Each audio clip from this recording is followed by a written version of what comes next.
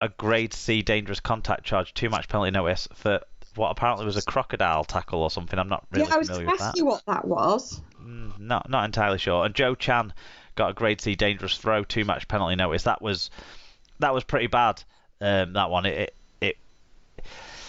was. It got the Toulouse player into a problematic position. It kind of looked like both Catalans players went low, and Chan maybe was expecting the other guy to go high when he went around the Yeah. waist, but it got him into a bad position. And to make it worse, when he kind of like let him go, he then landed on top of him, which didn't help. It's real. I think it's a shame for Chan as well. We're not going to, we'll talk about Salford on Monday in a bit, but he got sin-binned in that game as well. But this time it was, I think, for a professional foul slowing play down. But it's a shame because he played quite well. He came on, quickly got another try, and so he's doing good things, but he's got to find that balance with his aggression versus his enthusiasm and effort areas.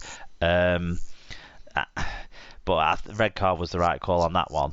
There was Pelissier as well got a yellow card for a shoulder charge. I don't know if this must have been on the highlights. He ran in when Cassiano was held anyway, and he just jumped into him with his shoulder. Luckily, he didn't actually catch him in the head, so if he had, it would have been a clear red card. He would have been facing a ban, but it was just nuts. It was no attempt to tackle. He just jumped in thinking leading with his shoulder was a good idea. Mindless stuff. It did just seem like a complete meltdown of the brain at that point, because you're not going to get anything, are you? No, exactly. And it's not like he was going to come in and do that and knock him down and force an error and cause a big celebration for his team and stuff. It was on the first set of the second half as well, I think, when they'd already made a mistake already. It just hurt themselves so much with stupid stuff like that. Yeah. There was a yellow card just before half-time as well for Matty Russell. And this was an interesting one because the Sky commentators taking the feed from Perpignan and then trying to relay it back to us, but only having the pictures that we saw.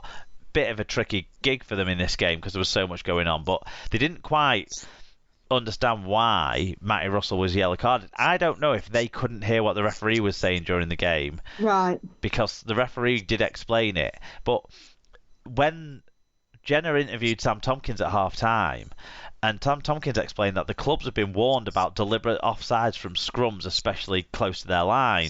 So if the clubs have been warned about that, then that's again something a bit mindless and thick, really, from Matty Russell to not. And there'd already been, I think, 2 or 3 differential penalties in this game for offside at the scrum, and I actually noticed quite a few over the weekend in total, actually, in the end. But what Tompkins was saying is because the scrums at the moment, where you seem to be an advantage to the attacking side, we've talked a lot, haven't we, about first play scrum tries this year. Yeah. They're saying that teams are deliberately being offside because then that'll mean it's the differential penalty. They can't kick the goal and you can get your defensive line set.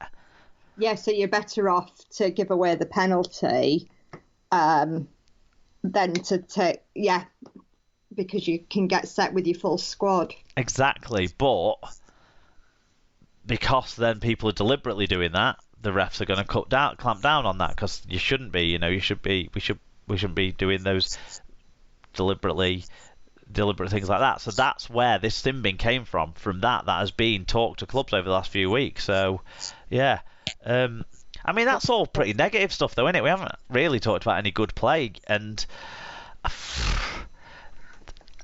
looking back on the game, I'm struggling to pull out too many moments anyway. I mean, the opening try by Fujiyaha, the in and away, and the dummy, and then I mean that was what I was going to pull out as being, albeit limited amount that I'd seen, but that was the thing, because other than that, it felt like it was a lot of errors and missed opportunities, or errors leading to the other team doing something. Yeah, I agree. Yeah, it's a shame that we don't have much more exciting to talk about. But one of the bright sparks for Toulouse this year as well. Guy Armitage, he got another try in this game, but he's going to be out for at least 2 months after suffering a broken larynx in the French derby. I saw that. That is an injury I've never heard of in any walk of life. No, so how would even that come about? I guess either a stray arm or leg. Yeah, it must have to be. I don't know if it was maybe someone handing him off and went into the throat, maybe. Yeah, or a high shot that wasn't quite high enough, but actually to be a head high shot, but still cause some serious. Yeah. Maybe there was, a lot of flexion of the neck. That's what Joshua's always talking about at the moment with refereeing. Flexion. Flexion of the neck. Yeah. Well, something anyway has come about, and so yeah, that's a shame. He'll be out for a while. Okay, dokes. Let's move on to the Wakefield Castleford game. This was also on Thursday night, played in front of 5,557. Chris Kendall was the referee. It was 14-0 to the visitors' Cast at half-time, and it finished up 34 points to 4 as Wakefield seemingly was still reeling after their cup defeat, I think. Cass won massively on the stats, over 500 more metres, holding Wakey to under 1,000 metres as well. They had 1.3 metres per carry better average gain, 7 breaks to 2. They conceded half as many penalties and had a 3.6% better team tackle success rate. Wakefield didn't turn up and Cass clearly did. Do you want to take us through the individuals? Yeah, so Jake Mama with 152 metres, Mahir Fanua with 1 try, 6 tackle busts, 131 metres, Joe Westerman with 124 metres, Daryl Alferts with 8 tackle busts and 120 metres. In terms of Wakefield, there were just 2 players of note, and that was Jay Pitts, who made 40 tackles, and Eddie Batty, who made 106 metres. Do you want to give us the first of the fan views? Yep. So Fatboy Rob said, Operation Pistol League is well and truly back on track as Cass hammered the Vindictors for the 17th successive time. I mean, that is a phenomenal record. When I was doing my guesses last week and I guessed Wakefield because they were at home, I should have took a step back and think 16 in a row, that's a lot. Yeah, I thought exactly the same. As soon as I saw Rob saying about it, I was like, oh, why didn't I think more and go for Castleford? As soon as I saw the highlights and saw that McShane try, but we'll get to that in a minute. Yeah. Here we go. Maka scored the easiest try of the season, and Eden scored his 100th for Cass in his 94th game. The last time he didn't score, Mark had a full head of hair. Cass dominated from start to finish. #Coif. The last time he didn't score was in his last game last season, which I think was against Wigan, actually. So I definitely didn't have a full head of hair. I was going to say, 94 games isn't actually that much. No, he has scored in every game he's played so far this season. So, if Rob wants to moderate that to this year, then that's cool. Factually accurate, but that's an amazing record, really. 94 in 100. Yeah, because I think he's only the 4th player in 25 years to do it. Right, reach 100 tries for a club in less than a try, more than a try per game. In 100 or less matches, that is. Yeah. Because I think it was Joel Monaghan scored 100 in 100. Yeah. Yeah, Charnley would have probably been close as well, wouldn't he? No, Charnley was one of them, and I have forgotten who the other one was. It's an amazing record, what he's done. It really is, yeah. But my dad pointed out how many as he conceded as well in that many matches. I would say maybe a few, but no more than the other wingers that have been playing for Cass this year in Fanua and not Talanoa, but Frimo, yeah. Wakey White said, so fucking pissed off right now. We've been putting together a half-decent season and then we play Cass at home in the derby and turn in this performance. Yes, Kendall was one-eyed beyond all decency in the first half, but it doesn't hide the fact that Wakey were dreadful throughout. Absolutely gutted. We had a great chance to beat Cass here and played just garbage. So disappointed. I mean, Yeah. I sort of think 34-4. At what point did you have the great chance to beat them? Before kickoff.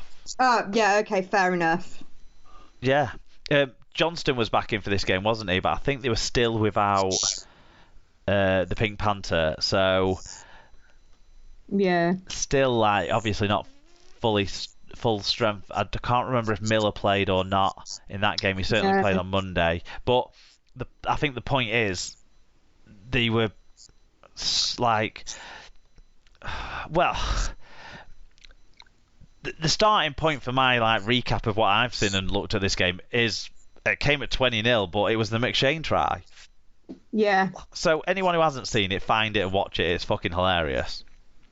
But unless you're a Wakefield fan, sorry, sorry, Ben and your friends. But literally, no Wakefield player reacted. So it was a handover on of possession after tackle 5. The man was playing his ball on 10 metres out, and Hood was stood there at hooker and wasn't even looking whether the ball would be played yet. Liam Kay hadn't even got onside, getting back into the line, was just hovering in no man's land, but also didn't do anything.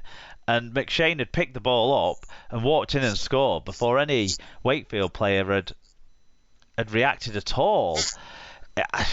I mean, we've seen tries where players have kind of reacted faster to other people, and we saw another one on Monday, didn't we? But I was going to say I'm not going to talk about pass comment on anyone else's lack of awareness after Monday. But this one was just the worst I've seen for some considerable time. I think Radford made a quip after the game, actually, that the last time he saw one of those, he ended up getting sacked the next week. So. Yes. Yeah. Yeah. I mean, Cass must have thought it was going to be close because they opened up the scoring by kicking a penalty. So it's not like they weren't expecting a tightly thought out game. And with the form that people like Mason Leno's been in, Eddie Batty's been playing pretty well, I think, as well for Wakefield. Having Johnston back in, you'd have thought they had something happening, but definitely not. It seemed like the best player. I listened to a little bit of the end of the first half on the radio, as well as read the match reviews and stuff. It seems like Kenny Edwards, that moral vacuum and all of that, but we have to credit him when he's good. And it did seem that he got a deserved try from good solo play, but also had a hand in some of the other scores with some good play. So it seems like he was maybe the main man for Cass in this one, other than, of course, Eden getting that try at the end to set that record. Yeah, it did feel a few weeks ago that Wakefield were sort of doing something. Turned a corner, it felt like, but and now it feels like they've turned it back. Some unfortunate news that came out around this game. Jordan Turner, the Cass centre / Swiss Army knife, is going to miss the rest of the season with a shoulder injury. He picked up that injury back a week ago. The week before against Hull KR in the Challenge Cup. So that's a shame for him, who was excellent for Cass last year. Yeah, he's really come into his own since leaving Hull. Well, I think in particular at Cass, it seemed like he was a leadership player, which I'd never necessarily seen of him before, sort of thing. And a strong part of the group, so it's a shame that he'll miss quite a spell now. Yeah. Right, let's move on to a game that I thought was maybe the most exciting of the rivals round. Not such a rivalry as it Leeds and Huddersfield, but you never know. It was 12-4 to Leeds at half-time. They looked like they were going to get their first win since forever in front of 11,286, Marcus Griffiths being the referee. It turned out not to be like that, Scoots, because it finished 20-all after Golden Point extra time. Only the second match to go to Golden Point extra time. Like to finish a draw after Golden Point extra time, isn't it? Was the first one you and Warrington? Yeah. Yeah. All of these could have been in the quiz, but they're not. Unsurprisingly, for the longest game of the season so far, as it went 90 minutes of game time rather than normal 80, it had the most tackles, the most carries, and the most metres in a game so far this year. At that point, I should add. the stats weren't all close, even though it was 20 all, but the stat wins were shared. So, like, Huddersfield made over 200 metres more and 2 more breaks, but then the Rhinos made 2 fewer errors, conceded 2